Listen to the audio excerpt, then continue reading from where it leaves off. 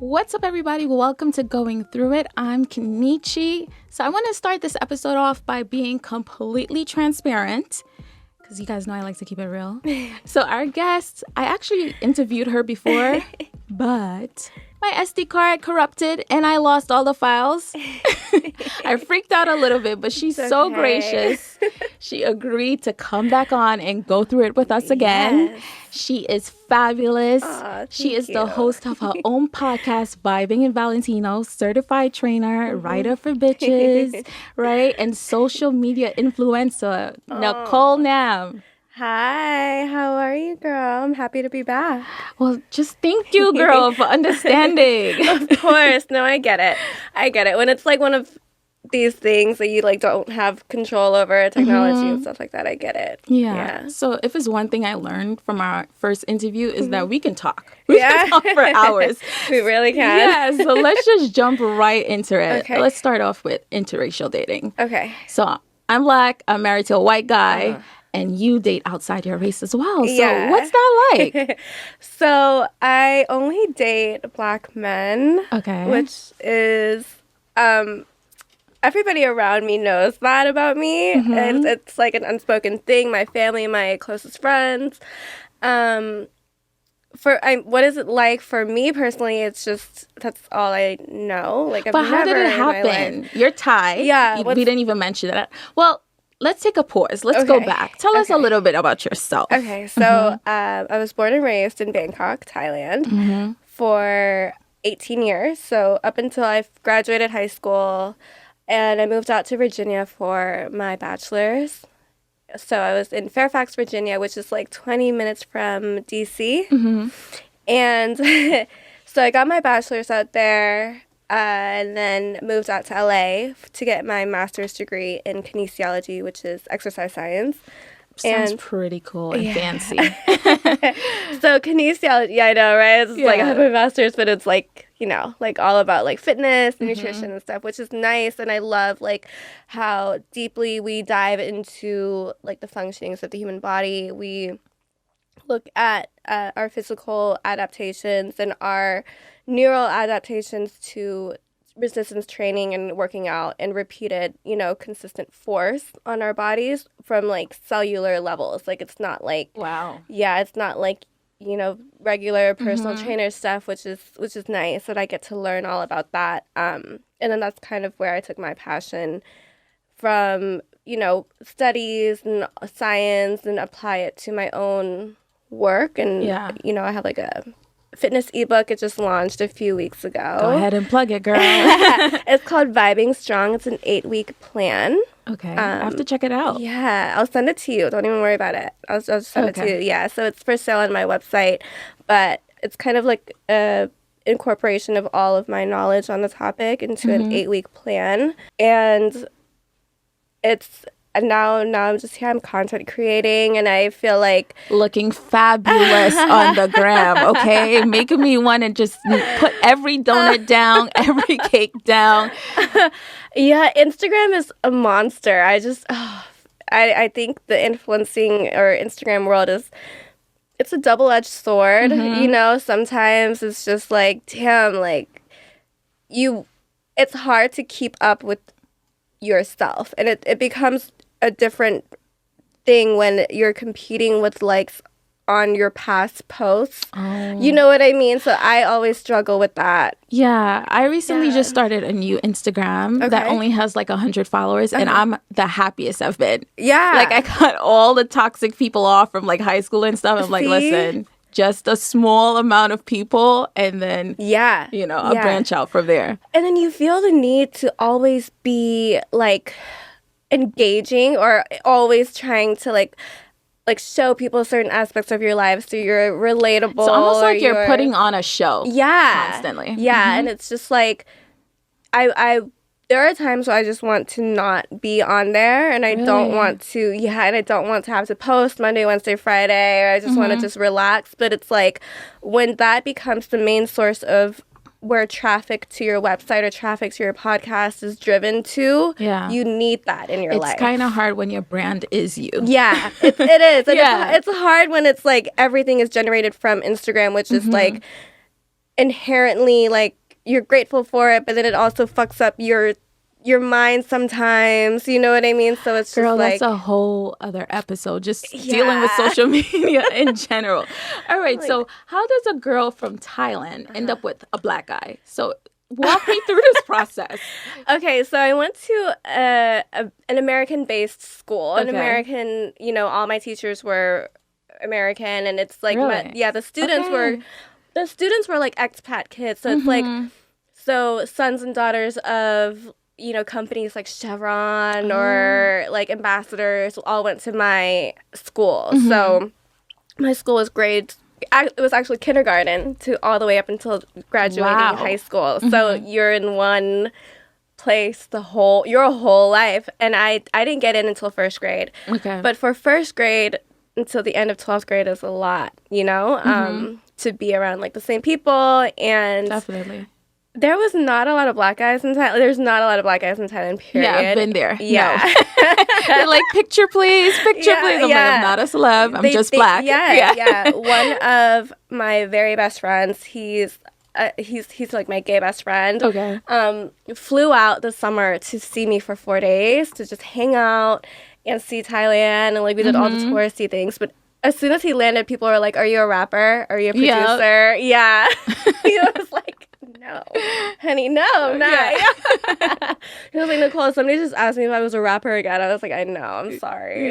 Yeah. So in high school, I did a long distance relationship for 2 years. And where did you meet this guy then? I summered in America every year. Wow. Yeah. Okay. Unless we always take a family vacation. If it wasn't Europe, it was America. So when I was here, and one of my friends from middle school had recently moved back to my school. She moved away. She came back and she was like, "I actually like have this guy from my school that I feel like you would be a good match for." The hookup. Okay. Yeah. So I was like, okay. And so we connected over Facebook and we started dating, and we dated for 2 years. He flew out to... Wait, so how old were you? I was in 10th grade, so I was 15. Was this your first relationship? This was my first real relationship. Okay. Prior to, I was dating a half black, half Thai soccer player. Okay. He played for like the national Thailand's like. Wait, national what? team. So yeah, your life needs to be a book. Okay, wait. Okay, that story. It just keeps getting better and better. I'm like, wait, tell me more. And it's not in Okay, so this is chronologically first black guy relationship. First, like real quote unquote real relationship. He was Blasian. I met him at the mall malls in Thailand, you've been there. Yeah. It's like an entertainment center. There's bowling alleys in the mall. It's an experience. Yeah, it's a whole experience. So me and one of my best friends were at a bowling alley getting wasted. We were 14. So that's how that goes in Thailand. Yeah. We were like drinking like Smirnoff Ice like at the bowling alley. That is my favorite drink. Yeah. Okay, and it can get you buzzed. It can. Yeah. We were killing like it comes in 6-packs, so we had one each. We were at the bowling alley doing that like bowling, and then I see this guy and I was like, he's cute. He had a fro. I was like, he's fine. And so this is the first time you've seen a black person like swagged out. Yeah. Okay. Yeah. In Bangkok. And I was like, he's cute. And so I kind of looked over and he like looked at me and then he approached me and then that's when we started dating. We started dating like literally that day. Like, wow. Yeah. And then our first date was at the mall again. And then he was like integrated into my family like very well. Okay. So, you bring, this would be like your first boyfriend, I'm assuming. You bring him home and he's not Thai. What do your parents say? He's Thai and black. Okay, yeah. But I mean, he's not, you know. But he looks more so black than Thai. That's what I mean. Yes. So, okay. Yeah. What do they say? They didn't say anything, actually. Was it not that different since he was like half Asian? I think it wasn't. I don't know what they were thinking. But for as long as I can remember, my parents have been so accepting of like. That's so beautiful. it's great. I'm so blessed and I'm so lucky that I have such open-minded family. Granted, like, I think maybe if uncles and aunties were involved, it would be maybe different. But for me and, like, the people that I care about, which is just my parents and my older brother, they're completely 100% fine with it. I've never had a problem bringing a Black guy home. Okay. Yeah. So the other way around, when you go home to his mom, what has been your reception? I have not had any negative experiences going to, like, being integrated into the guy's like, family. The 15-year-old me, like, the first boyfriend, totally fine. Second boyfriend, totally fine. The second boyfriend was the one that lived in America that we did 2 years long distance, and I would see him every summer and winter because I would, like, be here in America, and he flew to Thailand for my high school graduation. Can we just talk about how fabulous your high school experience is? You're living in America, you're flying here and there to see your boyfriend. Like, this is not a normal story. I need you to know this, okay? But go ahead, continue. I had a very lucky childhood, but it had its own different sets of problems if we want to get into that. But yeah, so I didn't have a problem being integrated into his family, and he didn't have a problem being integrated into mine. And I think the one time that it was different was in college when I started dating. I went to college at George Mason University, which I don't know if your listeners are, like, good on, like, college sports or whatever, but it's a Division I, like, basketball school. Okay. And no football team, so, like, the basketball team was, like, their god, like, deities, walking around, like, they were the shit. And I dated one of the basketball players from the beginning of, like, the first day of college for me. So, like, I went into college cuffed up, which is, like, probably not wise. I don't know if I like that. Yeah. I don't recommend that to anybody. But that was just, like, how it was for me. And then in the beginning, I think his family thought that I was just out to get him for, like, his status or money, and I was just like, that's not the case. But then I went to Memphis. That's where he's from. Yeah. I went to Memphis that summer, I think our first summer together, and just saw his whole family, saw his grandma. Grandma loved me. I think it was more so, like, the people in his community that were kind of like, oh, shit, like, he brought home, like, an Asian girl. And there was no Asians in the vicinity for as far as the eyes could see. There were no other Asians. So, okay, you mentioned he was, like, a god at your school. Yeah.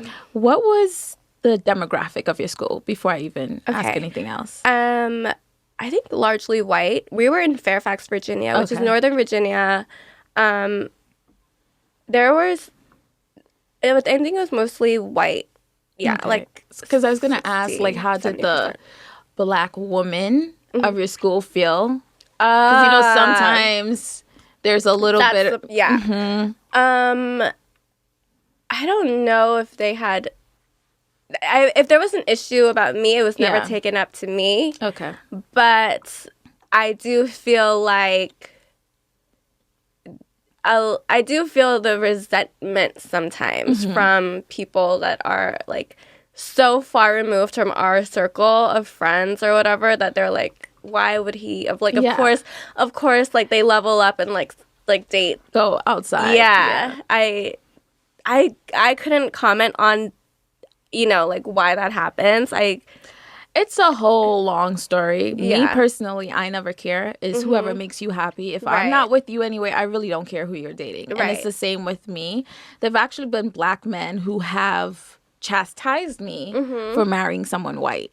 Wow, so it goes the other way too. Yeah. So I feel you. Yeah. You're not sorry. I just had a moment of remembering something someone told me, and I just like spaced out. Flashes back real quick. Yeah. Yeah. But I totally get it. But for you people out there, let me just tell you something. Mind your business. I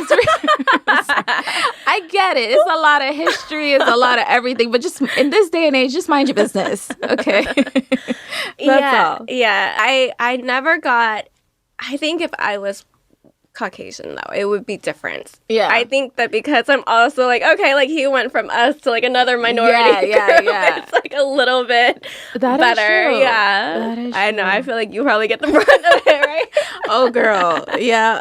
You know, what's the weirdest question anyone asked you? And then I'll share mine. The weirdest question I've ever about asked me. dating outside of your race, like your Thai family or something like that. My Thai family always asks me why. And that's just something I never could answer in my life. It's just, I don't know. It just is. And it's like the chemical makeup of, I don't know, my body somewhere. I don't know. Well, I don't know. One thing, if I don't ask, my listeners is going to be like, why don't you ask? The first thing people say that the reason why women date black guys is... The size? Mm-hmm. I've had a range of spectrum of sizes. Yes. Yeah. And I agree with you. Not because someone is of African descent means that they're well endowed. Right. No. If that was the case, I'd be ruined. No, I've had friends who they thought that and then they were disappointed. They were like, this is not what I signed up for. I'm like, well, that's what you get for feeding into stereotypes, you know? But anyway, let me share my weirdest thing. I recently had someone ask me if white guys' farts smell differently. And I was like, what? Why would that be the case? This was a serious question. A serious question. And I was just so taken aback. Like, what do you mean? What do you even think of that? And then I'm telling my husband, and he's like, really? Is she serious? I'm like, she's dead serious. I wonder why they ask you that. I don't know. I've gotten like the craziest things. Is it their, like, are y'all's diet any different? I don't think their diets are any different. It's, to me, my answer was like, listen, it smells like a fart. A fart smells like a fart. It smells like a fart. Like, what do you eat?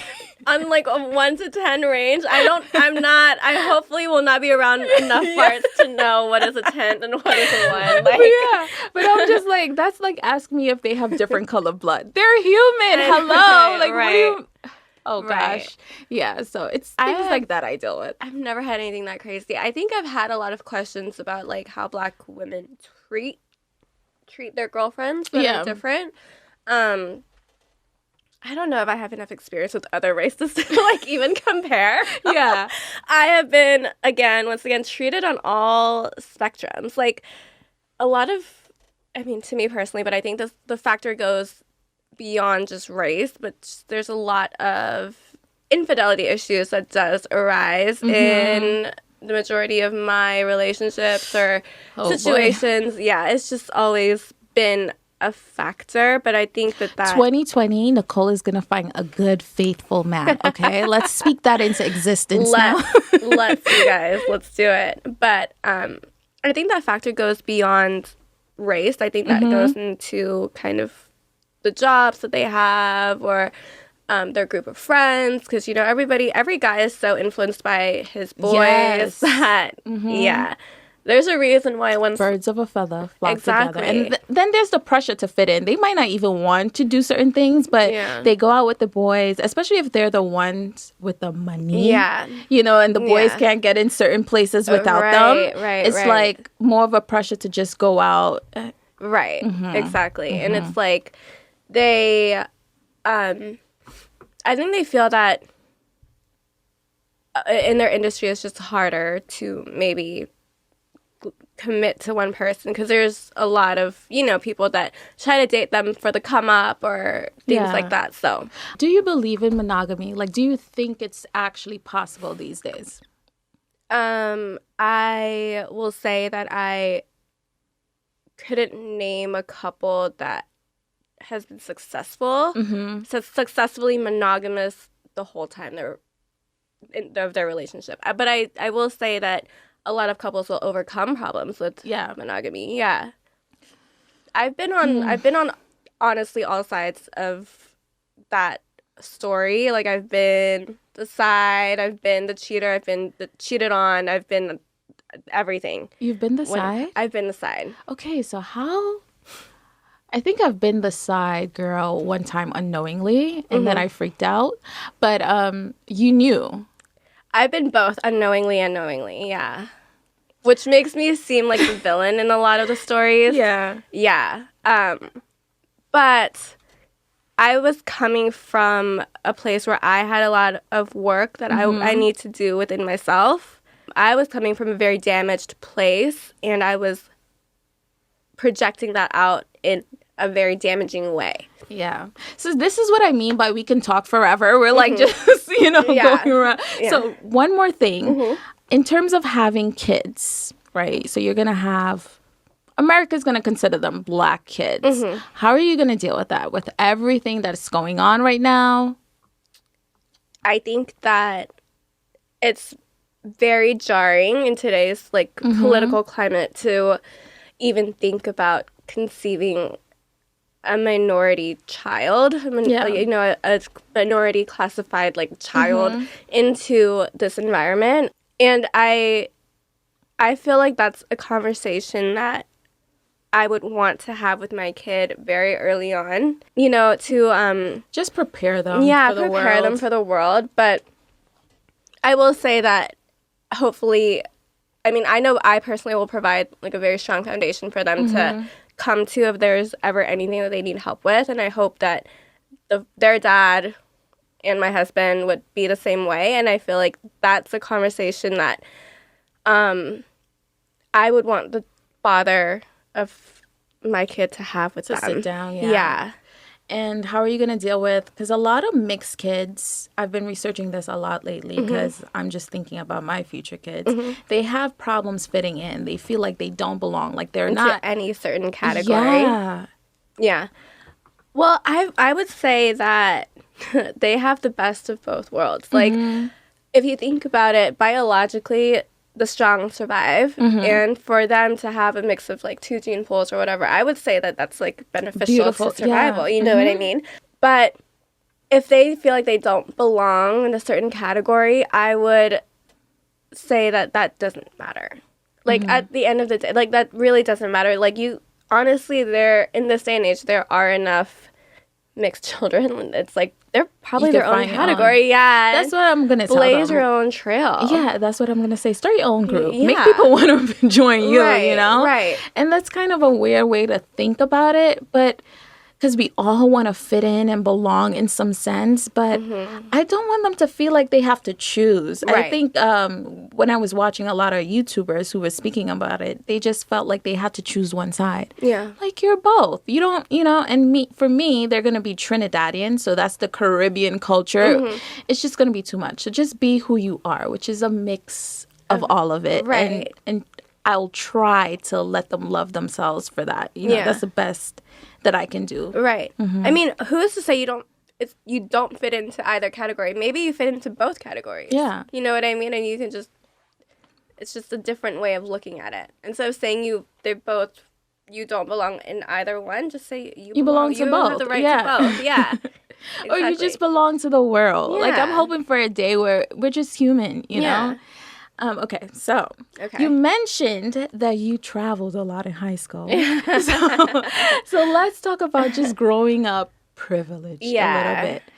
What does that mean for you exactly? Growing up privileged for me means not really having to worry about money and just to me, it means I took a lot of things for granted. I know. I took so many things for granted. I grew up with maids and drivers, and if you're in Thailand, it's not all that uncommon to see that, but that's also because the rich poor gap in Thailand is super wide.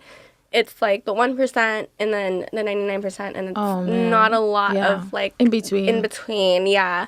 And so growing up like that, and I was kind of doing I would go to society events with my mom and my cousins and all that stuff, and so these are the events where you have to use the right fork.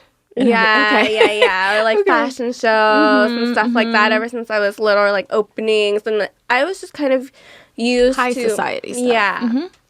Country club kid and all that stuff, and I was so used to just kind of having to be very on point at all times, and very conservative, but I knew I was so different from very Thai high society culture, which is why in high school I have like a cousin that went to high school with me, and she's older, but she hung out with the other Thai high society kids that went to my school. I hung out with like all the Americans, like drinking by the pool, like wild down to earth. Yeah. And she never understood why I couldn't get along with other Thai high society kids, and I was just like, it's so fucking. It's like fake, you know, to me at that time. I don't know if it's the culture has shifted or what, but to me, I was just kind of like, I don't really belong here. Like, I can't just, it's hard for me to suck up to anybody ever. So for me to be like, hey, like having to like fake it is a huge energy drain for me. I commend you for that, because that's actually the braver thing to do, to just be yourself and say, F them. Yeah. You know, I don't want to be about that life. But it comes with a different set of like difficulties, because my parents are they're very down to earth, but they still have a foot in that world. So whenever I go back home, they expect a different side of me to like show that because I haven't been home in like years, I have like lost touch with that side of myself. So it's like every time I'm back home, I'm just kind of like, fuck, like I can't wait to like leave almost and leave this kind of like pressure. And employment shit becomes more so about like connections and like who gets the better position in a better company. Yeah, so I want to ask you about that. So if you come from a privileged family, you already have, well, your parents already have those connections. Do you then have the mindset, like, if this doesn't work out, like, I could always fall back on my family? Or does it make you want to go even harder to prove that you can do it on your own? Like, how is that for you? I think those are two different schools of thought, but I'm definitely the second one, where my family wants me to move back and take over one of the companies that we do, which is in the wellness the wellness world. I wouldn't say fitness, but it's in the wellness world. And I don't see money that I make from my family companies or money that I have saved, like that they have saved up for me, like a trust fund or whatever, to be my money ever. And it's very difficult for me to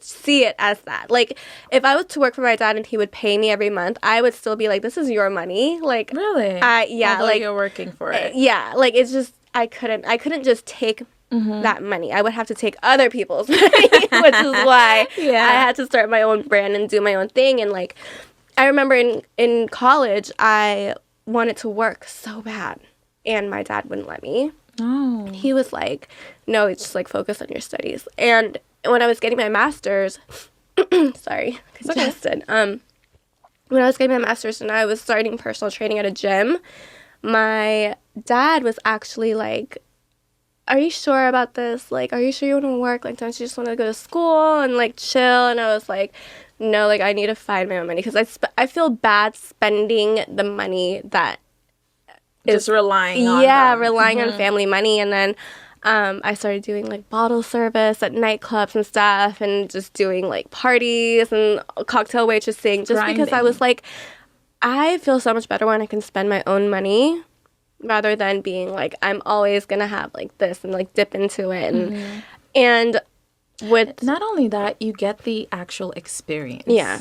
You know? Yeah. And so people are like, you don't really have to like work this hard and like stress out. And I was just like, no, but I do, because I don't want anybody to ever be able to say, oh, it's because that was handed to her. Yeah. That was, you know what I mean? She already had that from like her dad. And the other day I saw... I don't get that though. Because if and when I become wealthy, yeah, I want to give my kids the world. That's the whole reason you work hard. So your kids don't have to work as hard. So people who say that, they're just hating. They're jealous. Okay. I'm not saying you shouldn't want your own, but I'm saying if your family can do for you so that you don't have to work as hard and you have a leg up, that's great. That's how it should be, you know? Yeah. It wouldn't make sense for you to have to now come in, grind. Yeah, and just not have that kind of like like handicap. Yeah. The other day I saw this tweet that was like, somebody said the Forbes 30 under 30 list should come with a family inheritance section, and I was like, damn. I was like, that's really how people see it. And like Kylie. Yeah, and I come from like almost the other side, not Kylie's level, but the other side of the wheel where it's like, okay, I'm the one who, if I was ever to get on Forbes 30 under 30, which is on a bucket list, you know, a bucket list situation for me. Forbes Asia. not Forbes overall. I'm not there yet. But Forbes Asia. It would be like, damn, like people would really knock my shit, like regardless of that. Like regardless But of can I tell what you do. what we need to learn? Fuck what other people think. Like, true. listen. That's true. That's true. Yeah. If that's what you want to do and you know that you busted your butt to get where you are, then who cares what they think? Yeah. Listen, they can't talk mess from outside of the club. That's the saying, right? Like, hey, just get on your level, basically. What is that song? You can talk from outside the club. You can't even get in. Yeah, that's what I meant. Oh, that's that Chris Brown song. Yeah. So, lastly, I just want to touch on the difference in cultures Okay. in the East versus the West and how that has affected you, because you lived in Thailand until you were 18. Yeah. And then now living All in this the US. experience. Yeah. Mhm. Whenever I go back, it's so difficult for me to adjust. Just because at this point I look very different. Not only from like me 10 years ago, which I've already shown you a picture of. Yeah. I think she looks like herself. It's not that drastic of a change, but yeah. But to also the rest of the public, like the rest of the female population, I look completely different body-wise.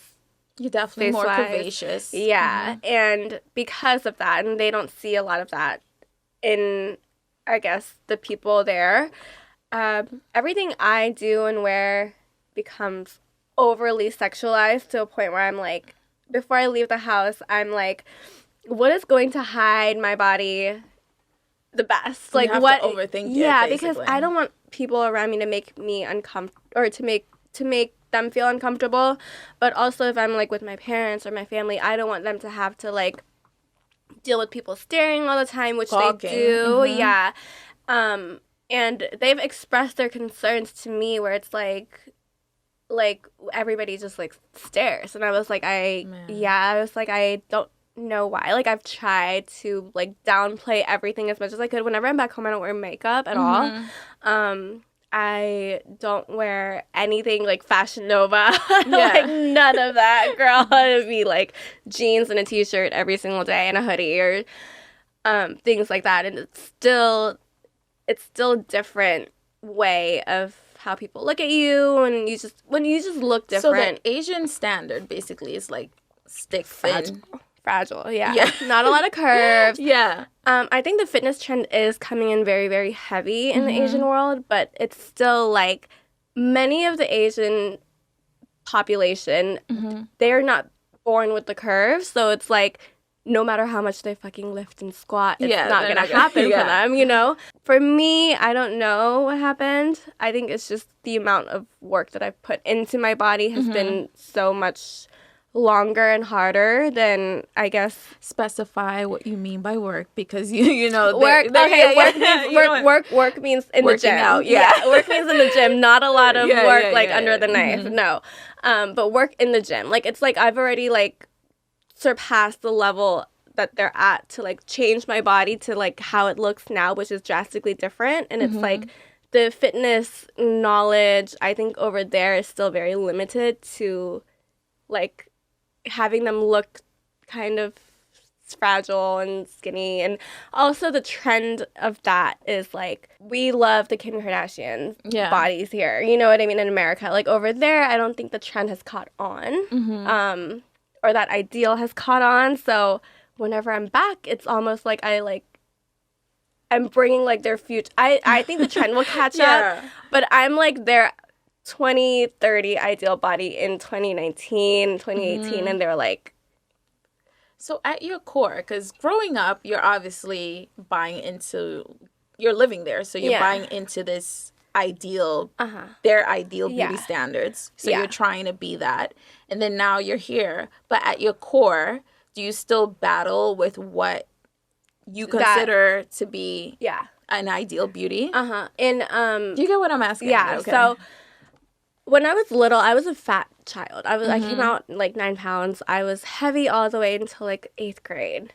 Actually, no. I was heavy until 7th grade. And then I was still big. Like, my bones are actually, like, bigger. Like, my wrists are, like, huge. I battled a very intense, like, eating disorder that spiraled very quickly out of control. But that ideal of, like, very, very skinny in Asia has been going on for a long time. I think if you actually look up, like, K-pop, like, celebrities and, like... Just watching how they pass out from not being able to eat and all of that. It's very dangerous. It's rare to see somebody over, like, 110 pounds in Thailand, which is, like, crazy to think about. Yes. But when that is, like, what you're surrounded by and the media feeds you that as, like, their ideal of beauty, you start to see that there's, like, something wrong with you. Yeah. And the eating disorder went on until about college years. It got better in college because I was living in America. Yeah. But and then you realize I'm fabulous over here. No, seriously. And I think that fitness, like, changed my life in that way because I couldn't not eat. You know what I mean? If I wanted to do my best in my workouts and in my career and in my jobs and my studies. And now every time I go back, I feel that... Does it still come up, like those emotions? I think that I've worked past it. Okay. I think there's a lot of work that goes behind a fitness journey that helps you, like, not just physically but mentally, and, like, really owning your own self-worth and owning who you are in a lot of aspects. And whenever so when I go back, I don't fall back into, like, old habits of like not eating, or, like, you know, just exercising off, like, 2 hours, like, exercise off all the calories I've had, like, you know. And I never recommend anymore to my clients to, like, count any calories, just because I see that spiral out of control quick for it becomes so obsessive. Many people. Everybody gets obsessed with it. And basically me leaving, like, kind of saved my relationship with my body. Yeah.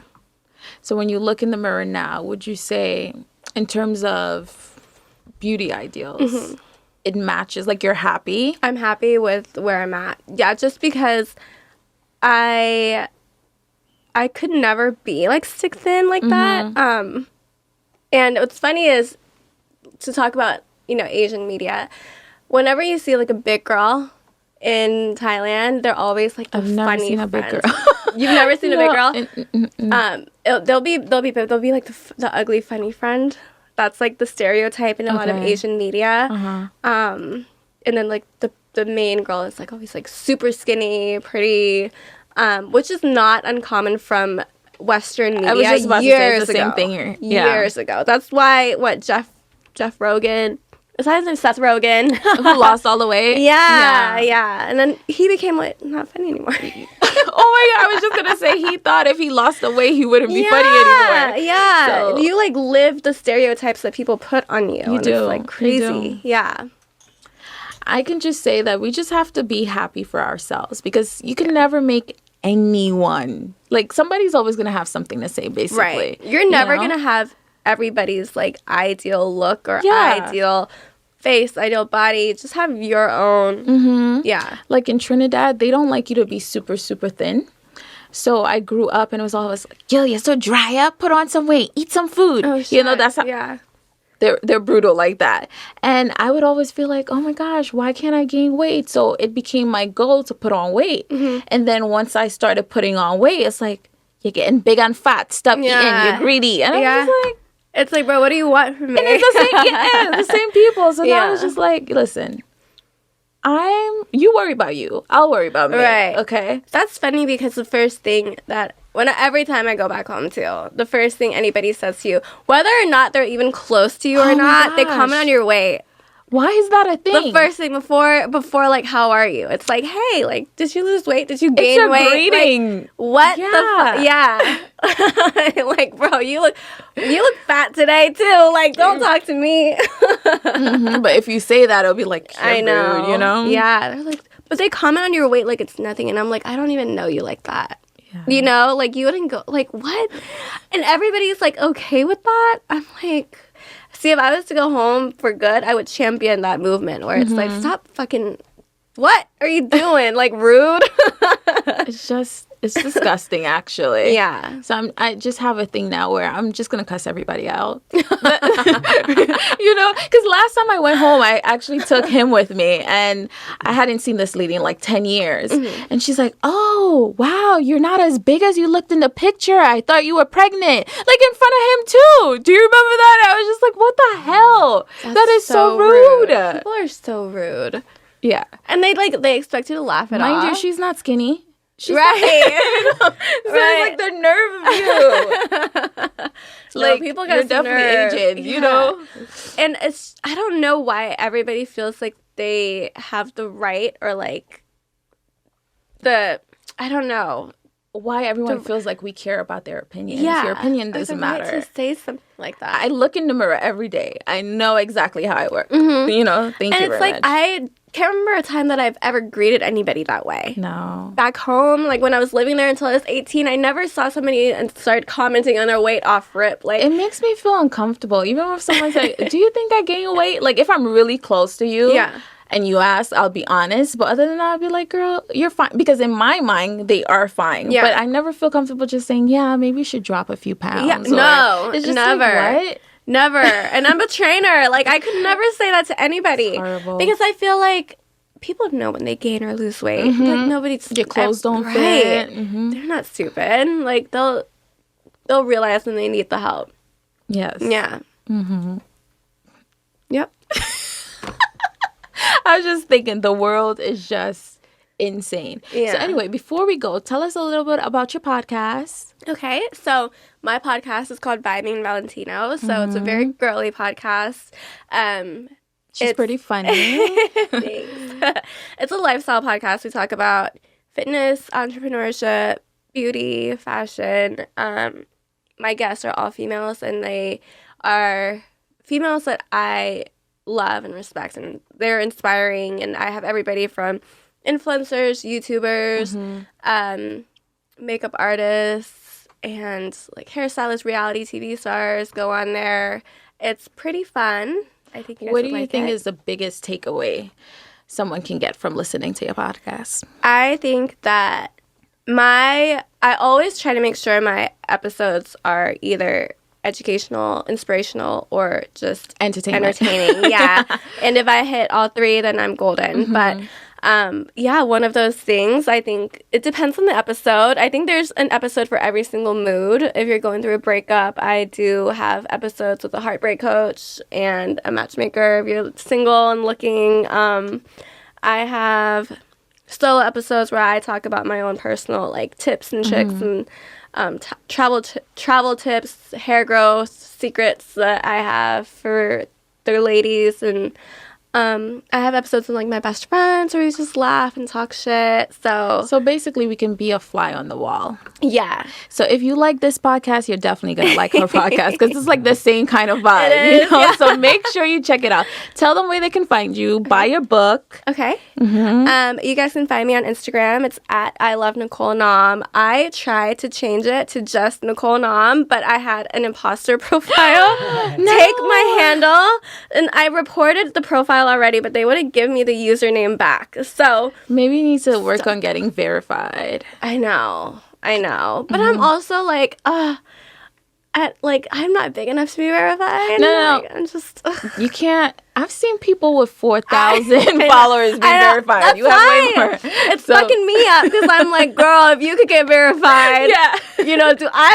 So you just have to don't say you're not big enough. It just hasn't happened yet. Okay. There you go. Yeah. Thank you. But you guys can find me also on my website, vibingandvalentino.com. It's actually the website for Vibing Company, which is a lifestyle brand that I started. That's where you can get Vibing Strong, the 8-week fitness plan. And also, you guys can book a 1-hour consultation with me to talk about anything like fitness and health or nutrition related.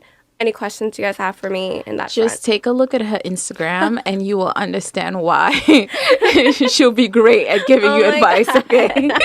Thank you, girl. Yeah, well, no, thank you for just coming back on and going through it with me and just taking time out of your busy schedule. It's so much fun. And I'm so sorry I lost No, you're fine. You're fine. This was fun. So much fun. Yeah. Thanks again. Of course. Anyway, guys, you can follow us at goingthrough_it on Instagram. Check out our website. Every episode now has a blog post along with it. And you can listen to the episode right there. It's goingthroughitpodcast.com. You could find me. Well, actually, I'm working on my Instagram right now. So, I'll let you guys know that in the future. But thank you for going through it with Kenichi. Come back next week to see what else I'm going through. Until next time, bye. Bye.